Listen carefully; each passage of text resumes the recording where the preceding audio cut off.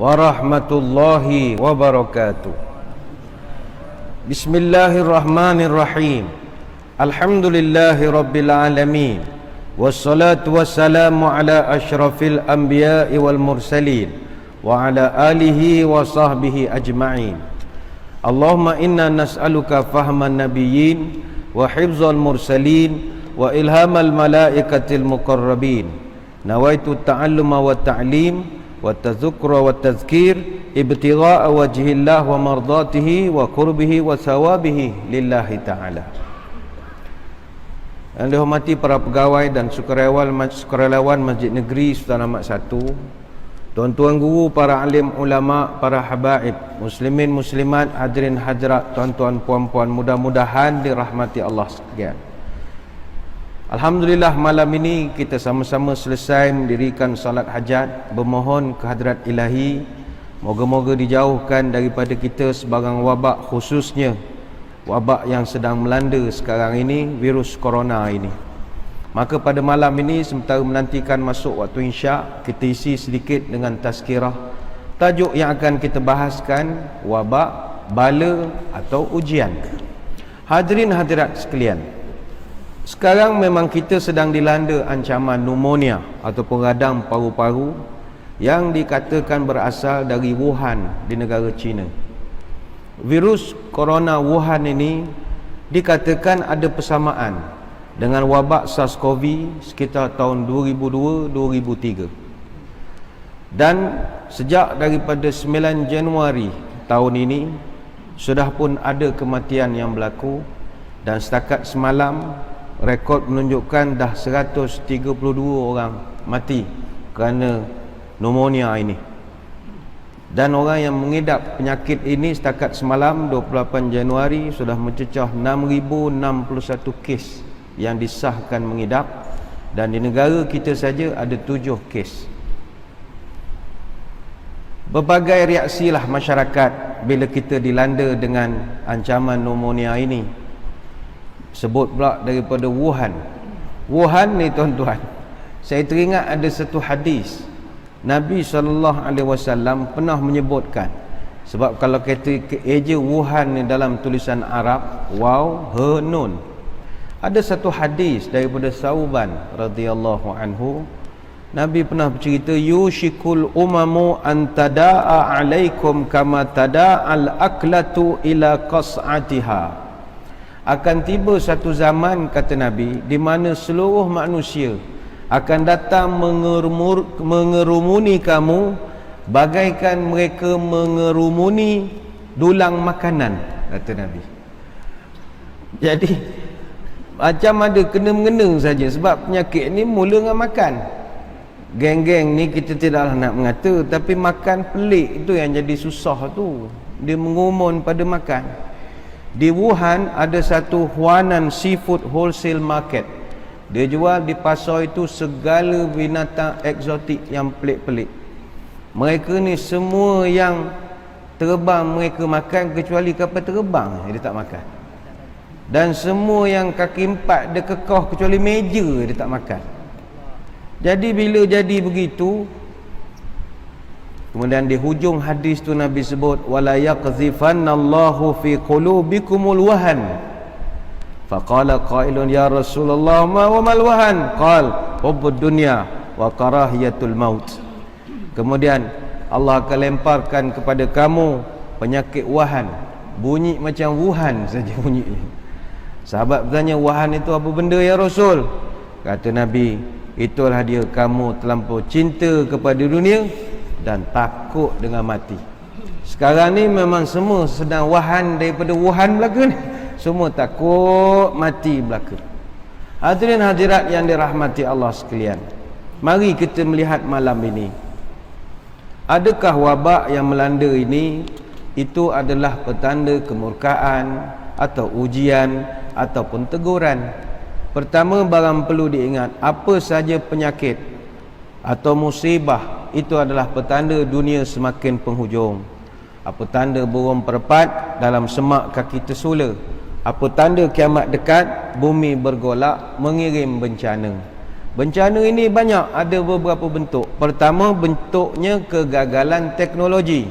Misalnya pesawat jatuh, kereta api tergelincir, kapal karam, pesawat hilang tak jumpa sampai sudah. Itu semua musibah.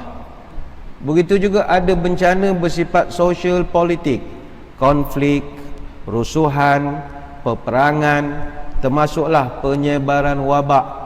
Macam kita sekarang ni coronavirus. Dulu kolera, Ebola, chikungunya, mulut tangan kaki HFMD, influenza A, influenza B, sesama burung, sesama babi, sesama unta, semua belaka tu.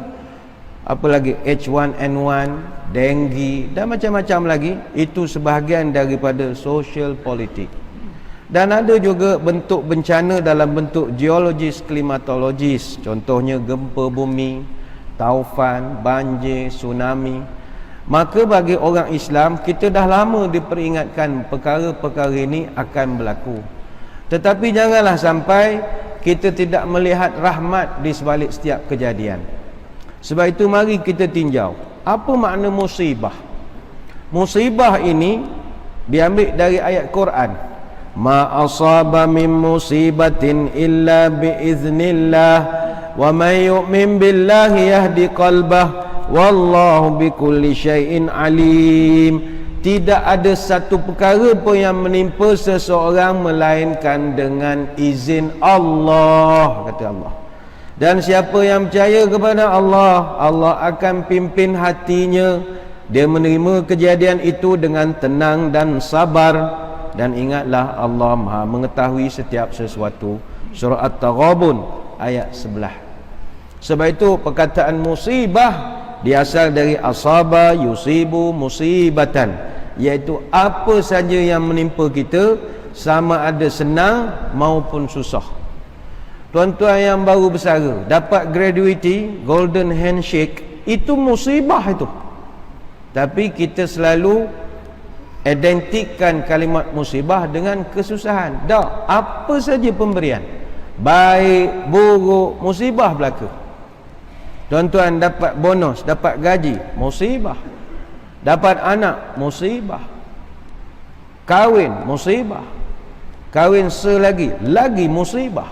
Dia musibah. Setiap perkara itu adalah yang diterima dari Allah, baik ataupun buruk. Cuma perangai manusia, bila ditimpa musibah, dia punya gelagat macam-macam. Contoh, dululah kita di Kuantan atau kita di Pahang, pernah Allah uji dengan musibah banjir. Luar biasa sekali. Bila berlaku banjir, musibah, orang punlah gerasak geresek, keluh kesah. Kenapa berlaku? Apa sebab terjadi banjir? Why? What is the because? Oh, siang malam mengkaji. Tanya satu golongan, jawapannya lain. Tanya satu golongan, jawapannya lain. Tanya ke orang Majlis Keselamatan Negara, MKN. Tuan, kenapa banjir Sungai Sak apa semua? Ni cerita dululah. Oh, ini sebab hujan lebat, kata dia. Hujan lebat. Kita punya rekod cerapan hujan daripada sekian hari bulan sampai sekian bulan cecah 900 ml. 3 kali ganda lebih pada cerapan masa yang sama tahun yang lepas, katanya. Tambah lagi dengan fenomena air pasang besar. Selain itu, soffit level dekat jambatan kita di Sungai Kuantan berada di bawah paras banjir, menyebabkan backflow water dan air masuk ke seluruh bandar. Kita pun tak faham apa yang diuraikan sebenarnya, angguk je lah. Tanya pula kawan-kawan dekat bahagian hidrologi, JPS, MPK, kenapa banjir?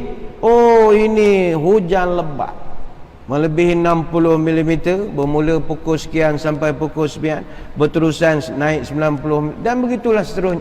Semua orang bila berlaku musibah banjir, siapa yang mereka salahkan? Hujan. Hujan tak tahu menangu pun dia tu menyebabkan banjir. Sedangkan kata Imam Asy-Syafi'i, hujan itu jundullah, tentera Allah. Mereka takkan turun terhegeh-hegeh kalau tak disuruh. Sebab itu hujan ni, kalau Tuhan tak suruh turun, dia tak turun.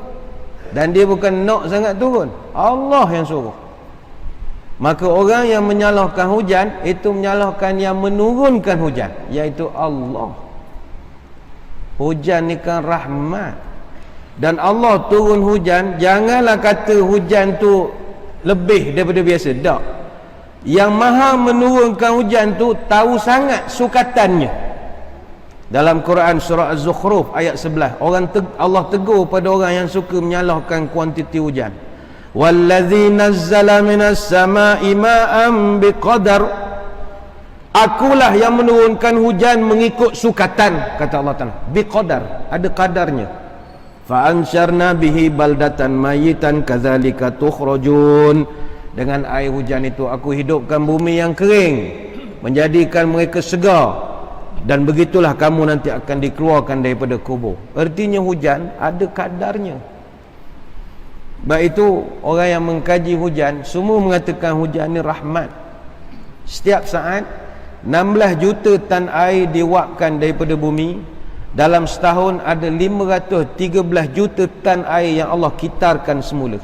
Sebab itu ada tempat dalam dunia walaupun hujan hari-hari tak pernah banjir. Ada satu tempat namanya Wai Ale-Ale. Dia panggil sebagai wettest spot on Mother Earth. Tempat paling lembap, hari-hari hujan di dunia, tak pernah banjir. Maka kalau banjir di tempat kita, kenapa salahkan hujan? Jangan salahkan yang di atas kepala kita, salahkan di bawah kaki kita. Longkang kecil, sumbat, buang sampah, tok senonoh, macam-macam lagi. Hujan rahmat. Altitude hujan minimum daripada langit dia turun 1200 meter. Kalau tanya orang sains, ketinggian 1200 meter ni kelajuan normal. Kalau kita lempar satu barang dari ketinggian 1200 meter, velocity-nya atau kelajuannya mencecah 558 km sejam. Bayangkan kalau hujan nak ikut peraturan sains, pecah rumah kita, pecah cermin kereta kita, sebab dia turun daripada altitude 1200 minimum. Dan perlu diingat, ada masa altitude hujan mencapai 10,000 meter. Tetapi Allah Ta'ala Maha Penyayang, dia parachutekan hujan itu. Daripada atas sampai ke bawah, dia ada tukar gear, turun jadi 8 hingga 10 km sejam lagi. Dan barang perlu diingat juga, lapisan atmosfera, tempat bermulanya hujan, suhunya serendah 40 degree below zero. Tapi tak pernah hujan itu berubah menjadi cube ice, tak pernah. Bahkan dia akan berubah menjadi pure water, air yang betul-betul pure, betul-betul original. Pure water takkan beku. Baik itu, sekali lagi, jangan terlalu cepat menyalahkan. Jangan terlalu cepat. Tapi tak apalah, rakan-rakan kita yang tugas tu dia nak sebab hujan tu, silakanlah, tu ilmu masing-masing. Tapi dari pandangan agama itu tidak. Kita tanya pula pada ustaz-ustaz yang bengkeng-bengkeng, garang-garang, ustaz, ngapa Sungai Sak banjir? Ngapa Kuantan banjir? Ngapa Temeloh banjir? Oh, bala tu, dia kata bala. Oh, tu semua bala tu daripada Allah Subhanahu Wa Taala. Adakah semua kejadian bala? Tuan-tuan, Mekah banjir. Mekah banjir. Tahun 2009 Arafah banjir. Siapa sangka 40 tahun tak pernah hujan. Arafah banjir. Mekah tu normal banjir. Hari Tarwiyah je banjir. 8 Zulhijjah banjir. Mina mainan banjir. Biasa banjir. Adakah kita nak kata tu bala juga di Mekah? Tak apalah, tu ilmu ustaz itu. Tanya pula orang kampung, Pak Ngoh, berapa banjir kita baru ni? Oh, mambang air mengamuk, kata dia. Mambang air mengamuk. Budak-budak main mucun tepi sungai, marah dek mambang. Ada lagi mazhab mambang tanah, mambang air, mambang api, mambang angin, bujang lapuk. Ada lagi. Tanya pula kepada orang seni, seniman, sastrawan, kenapakah kita dilanda musibah? Oh, ini mungkin alam mulai enggan bersahabat dengan kita. Tak percaya, tanyakan pada rumput yang bergoyang, kata Abid G. Adi. Falsafah lagi. Tapi kita tak nafikan mungkin Tuhan mulai bosan melihat tingkah kita yang selalu salah dan bangga dengan dosa-dosa, kata Abid J. Adi. Tapi marilah kita malam ni melihat kenapa Allah cipta musibah, kenapa Allah menciptakan wabak. Pertama sekali, ibtila. Apa makna ibtila? Tanda kasih sayang Allah kepada hamba-hambanya yang taat. Kerana di dalam musibah dan wabak itu terdapat banyaknya lubuk pahala.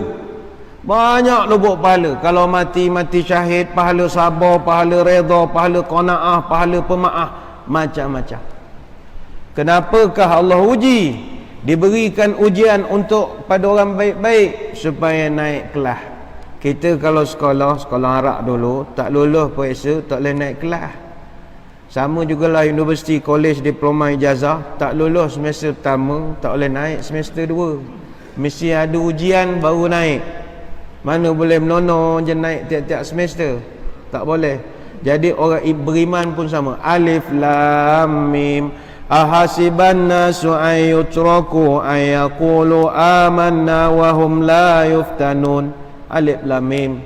Patutkah manusia menyangka kami sekadar biarkan saja dia mengaku dia beriman, sedangkan aku tak test dia? Allah Ta'ala tanya. Mana boleh? Allah Ta'ala kata aku mesti test dia untuk tahu dia boleh naik tahap iman ataupun tidak. Surah Al-Ankabut ayat 1 sampai 3. Jadi dengan kita ini diberikan musibah, dapatlah pahala banyak. Macam sekarang ni, alhamdulillah, bila musibah melanda, ramai orang dekat dengan Tuhan. Syukur. Dan memang Kementerian Kesihatan pun beri nasihat, bila kita dalam suasana wabak ni, kurangkan aktiviti luar. Jangan pergi tempat yang ramai orang sangat. Pergi tempat yang kurang orang. Masjid lah, masjid tak ramai orang, mai datang masjid. Masjid pun dah ramai orang, East Coast semua ramai lagi. Datang masjid. Ni tak ramai, ni biasa je ni. Jadi marilah datang ke masjid. Peluang nak dekatkan diri dengan Allah. Takdirlah, na'udzubillah min zalik. Tadi kita pun dah berdoa minta jauh. Ditakdirkan, kena juga ditakdirkan. Janganlah rasa lemah.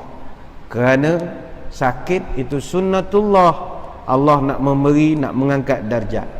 Kata para salafus saleh, kami kalau jatuh sakit, kami rasa sangat mulia di sisi Allah.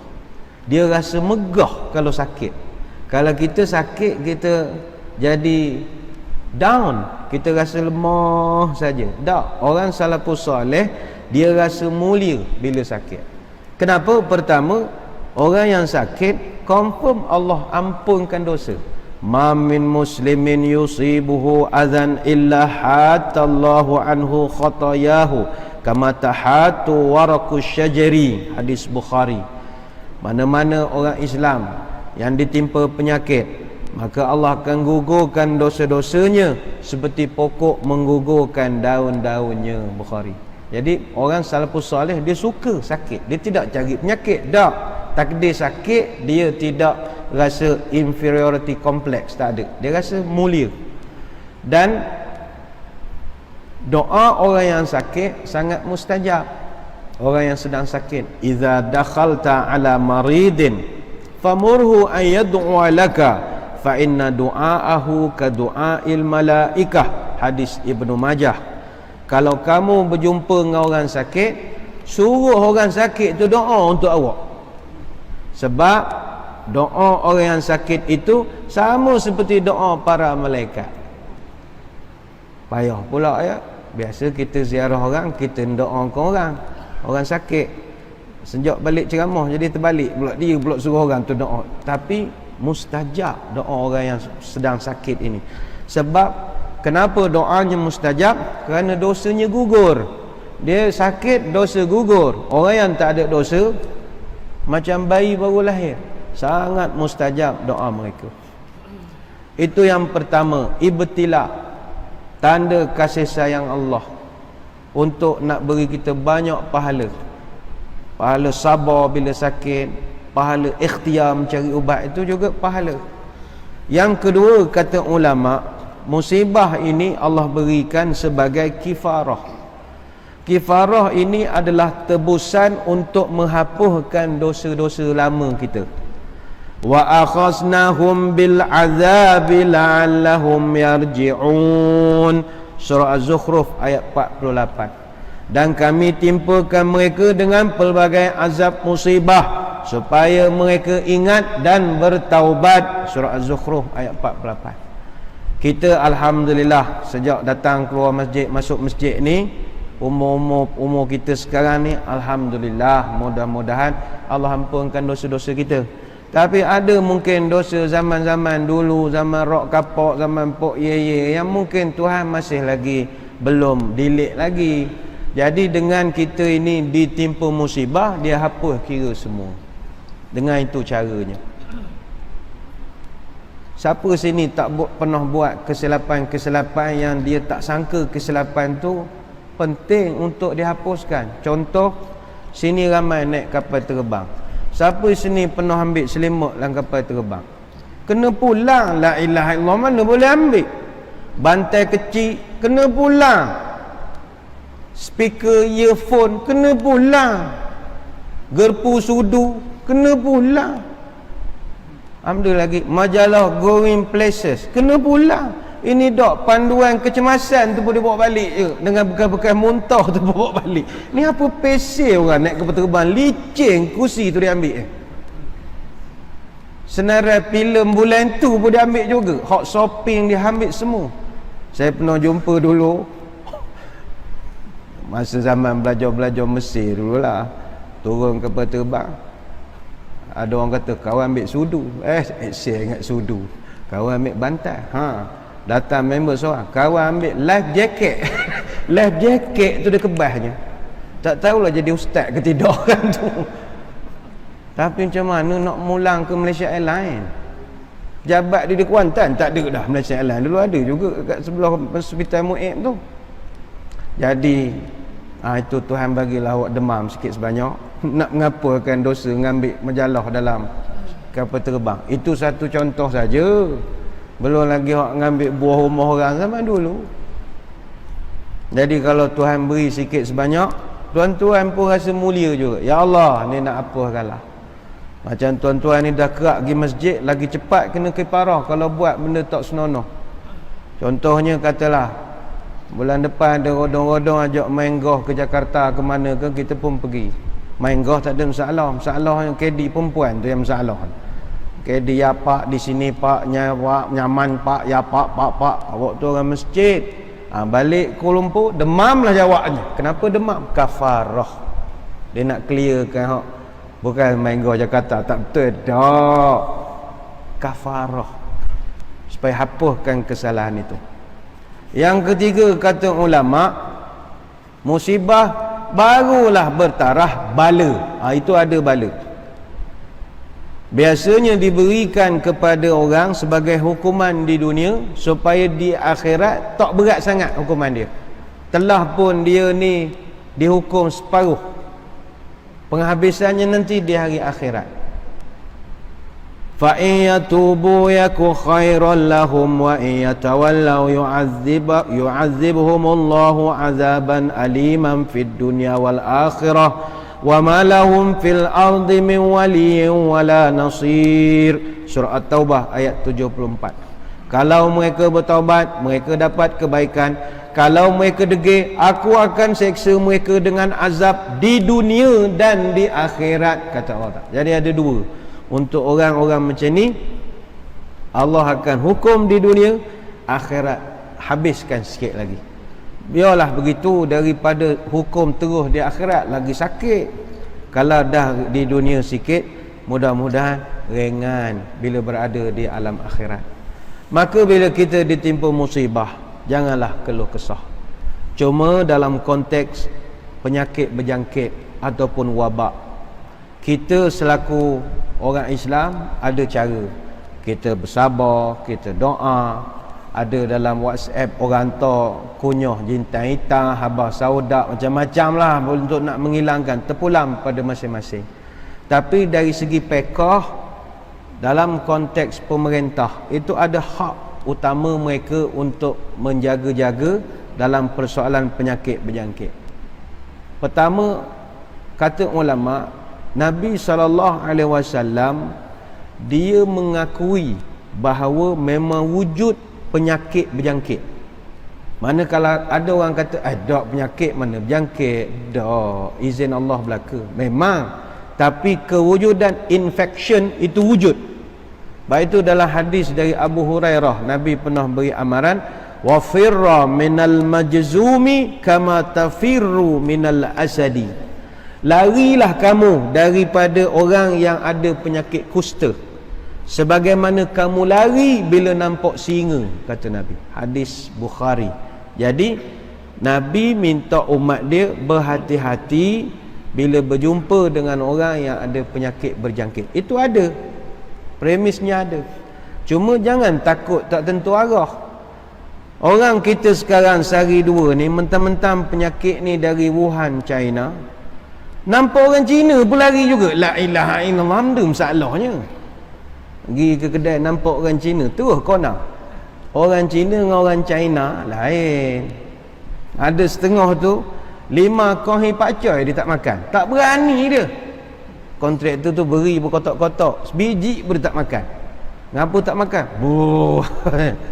Jangan sampai tak order nasi goreng Cina dah lah. Itu takut melampau sangat namanya. Allah ada kan? Wuhan, kita ada Tuhan. Ini masalahnya. Yang kedua, kata ulama, setiap penularan wabak mesti berlaku ada sebabnya. Itu dia tidak suka-suka hati saja merebak. Mesti ada penyebab. Wabak tak akan berlaku dengan abrakadabra simsalabim semua orang Kuantan kena. Tidak. Penularan dan merebaknya penyakit memerlukan syarat-syarat. Sebab itu Nabi menafikan penularan tanpa sebab. Kata Nabi, la adwa, tidak ada jangkitan tanpa sebab. Mesti ada sebab. Hadis riwayat Imam Al-Bukhari. Maka macam dalam penyakit yang sedang kita khawatiri berlaku sekarang ini, dia ada cara jangkitan dia. Ada kaedah. Dia tidak mari suka-suka hati.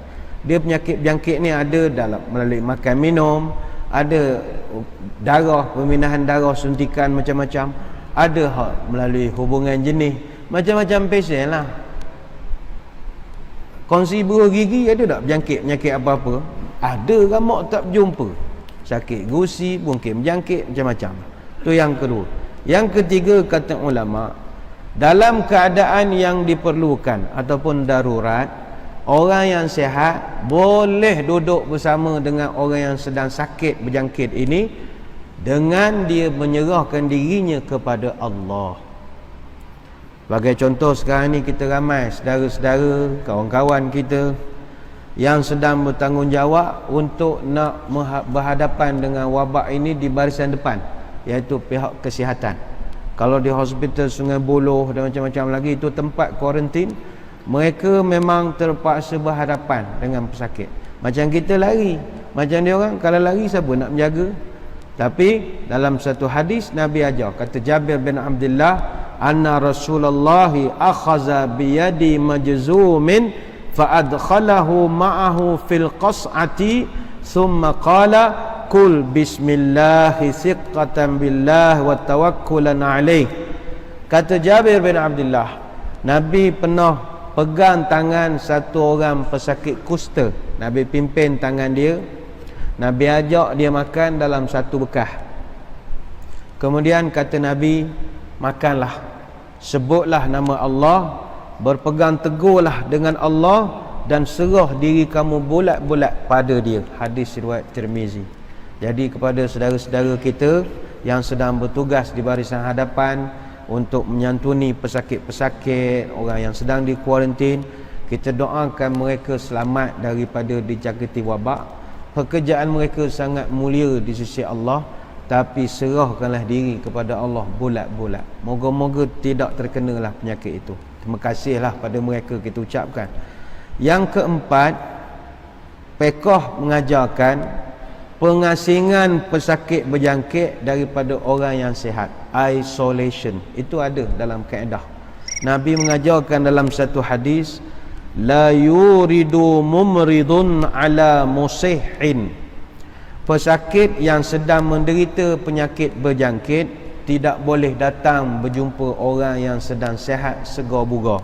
Hadis riwayat Imam Bukhari. Dalam hadis yang lain, kallimul majzuma wa bainaka wa bainahu qidu rumhin aw rumhaini. Bergaullah dengan pesakit kusta, tetapi jarak antara kamu dengan dia adalah jarak sebatang lembing ataupun dua batang lembing. Hadis riwayat Abu Nuaim. Jadi hadis-hadis ini menunjukkan perlunya pengasingan di antara orang yang sihat dengan orang yang kena penyakit berjangkit. Ini bukan soal kita tidak meraihkan hak kemanusiaan. Apa dia bala tak boleh keluar, tak boleh itu, tak boleh ni. Sebab awak seorang kau nak jaga ribuan orang yang lain. Dalam mazhab Maliki, Syafi'i dan juga Hambali, orang hak penyakit kusta, sebab zaman itu penyakit meskobi pun tak ada. Penyakit kusta dilarang terus bersama dengan orang sihat kalau dulu. Itu yang keempat. Yang kelima adalah isu kuarantin. Kuarantin ni kita hadkan pergerakan orang-orang yang sihat bercampur dengan orang yang sakit supaya mengelakkan mereka itu tidak berjangkit. Ada satu hadis daripada Usamah bin Zaid radhiyallahu anhu. At-ta'un ayatul rijzi ibtalallahu azza wa jalla bihi nasan min ibadihi fa iza sami'tum bihi fala tadkhulu alayhi wa iza waqa'a bi ardin wa antum biha fala tafirru minhu. Disebutkan bahawa ta'un adalah tanda kemurkaan Allah, yang mana Allah menguji hamba-hambanya. Kalau kamu tahu satu tempat itu ada penyakit, janganlah kamu masuk ke tempat itu. Apabila kamu berada di tempat yang ada penyakit ta'un atau penyakit berjangkit yang lain, jangan pula kamu keluar daripadanya, kerana kita akan bawa balik penyakit itu. Hadis riwayat Imam Muslim. Yang keenam, ada satu berita baik kepada orang yang mati, meninggal dunia kerana sakit wabak, epidemik sini. Kata Aisyah, sa'altu Rasulullah sallallahu alaihi wasallam anit ta'un fa akhbarani annahu azabun yab'athuhu Allah ala man yasha wa anna Allah ja'alahu rahmatan lil mu'minin laisa min ahadin yaqa'u ta'un fayamkuthu fi baladihi sabiran muhtasiban ya'lamu annahu la yusibuhu illa ma kataballahu lahu illa kana lahu mithlu ajri syahid. Aisyah satu hari ditanya Nabi, ya Rasul, apa pandangan tuan tentang wabak ta'un? Nabi jawab, itu adalah penyakit yang Allah turunkan kepada siapa saja yang dia nak kehendaki, dan Allah jadikan penyakit itu sebagai rahmat kepada orang beriman. Siapa yang kena ta'un, kata Nabi, dan dia duduk tetap dalam negerinya dalam keadaan sabar, mengharapkan pahala daripada Allah, yakin dengan ketentuan Allah, maka kalau dia mati, Allah memberinya pahala syahid. Hadis Bukhari. Jadi kalau tuan-tuan na'udzubillah menderita penyakit ini, bersabar, berubat. Kalau takdir terpaksa meninggal dunia misalnya, kena redha lah, kena redha. Yang ketujuh, kata ulama, Islam menggalakkan umatnya berusaha untuk mengelak daripada kena penyakit-penyakit yang sedang berjangkit sekarang. Antaranya, jangan gatal-gatal nak pergi ke tempat-tempat yang ada penyakit atau wabak tersebut. Ada satu riwayat Umar Al-Khattab radhiyallahu anhu, satu hari dia nak pergi ke Syam. Masa tu di Syam, di daerah Amwas, sedang tersebar penyakit-penyakit yang berjangkit. Dan ketika itu wabak ta'un sedang melanda. 25,000 orang meninggal dunia ketika itu. Bayangkan tentera Islam masa tu ada operasi, daripada 36,000 tentera Islam, 6,000 je yang selamat, yang lain semua meninggal sakit ta'un. Antara yang meninggal Abu Ubaidah Al-Jarrah, Muaz bin Jabal, Syurhabil bin Hasanah, Dirar Al-Azwar, dan ramai lagi. Dan kebanyakannya dikebumikan di Al-Aghwar, di sebelah utara Jordan. Jadi bila Umar sampai di Syam dan dia tahu wabak tu sedang berlaku, dia patah balik, tak jadi masuk. Lalu Abu Ubaidah Al-Jarrah masa tu bertanya, afiraram min qadarillah, Umar, awak nak lari daripada takdir Allah ke? Masuk je lah, tawakal pada Allah, memang masuk. Dia cakap gitu pada Umar. Tapi Umar Al-Khattab jawab, la ghairuka qalaha ya Abu Ubaidah, na'am nafirru min qadarillah ila qadarillah. Kata Umar Al-Khattab, cakap awak ni wahai Abu Ubaidah tak sepatutnya keluar dari mulut awak, kata dia. Awak orang cerdik, tak patut cakap begitu. Ya, awak nak kata saya lari, memang, tapi saya lari dari takdir Allah kepada takdir Allah yang satu lagi. Hadis riwayat Al-Bukhari. Dan yang terakhir, janganlah kita sengaja pindahkan penyakit berjangkit kita kepada orang lain, kerana menyebabkan mudarat pada orang lain itu adalah dilarang. La darar wa la dirar. Hadis Ibnu Majah. Jangan menyebabkan mudarat kepada diri sendiri dan orang lain.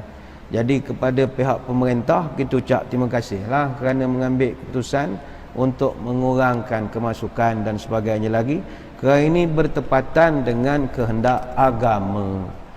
Yang mustahak bagi kita, marilah membanyakkan berdoa, ikutilah nasihat-nasihat yang telah diberikan oleh pihak berkuasa, dan kita berharap wabak ini tidak akan kekal lama, mudah-mudahan. Sebab dulu-dulu HIV AIDS misalnya, itu mati berpuluh juta, ramai 36 juta orang mati sejak tahun 81.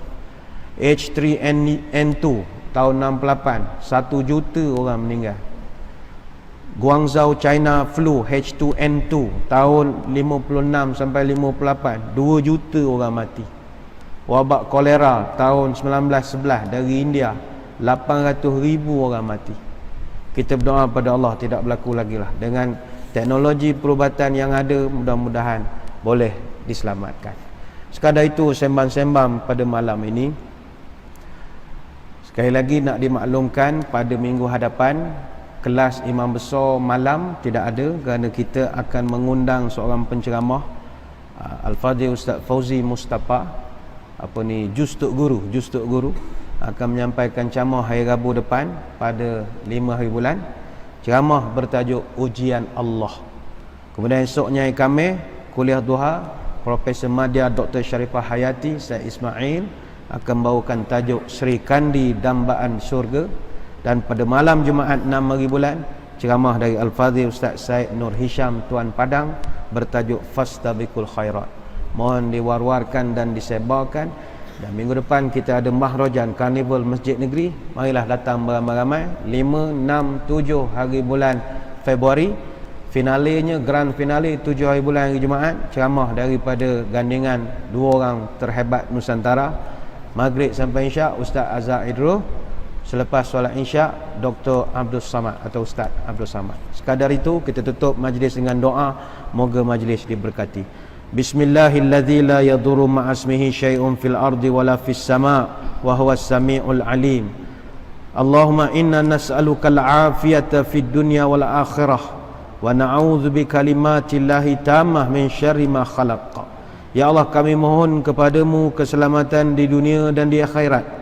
Kami berlindung juga dengan kalimah namamu yang maha sempurna dari segala keburukan dan wabak yang sedang berlaku. Allahumma inna na'udzubika minal baras wal junun wal juzam wa min sayyi'il asqam. Ya Allah, aku berlindung denganmu daripada penyakit sopak, gila, kusta dan apa jua penyakit atau wabak yang sedang melanda. Subhanakallahumma wa bihamdika nashhadu an la ilaha illa anta nastaghfiruka wa natubu ilaik. Wa sallallahu ala sayyidina Muhammadin wa ala alihi wa sahbihi wa baraka wa sallam. Walhamdulillahi rabbil alamin. Wabillahi taufiq wal hidayah. Wassalamualaikum warahmatullahi wabarakatuh. Wallahu a'lam.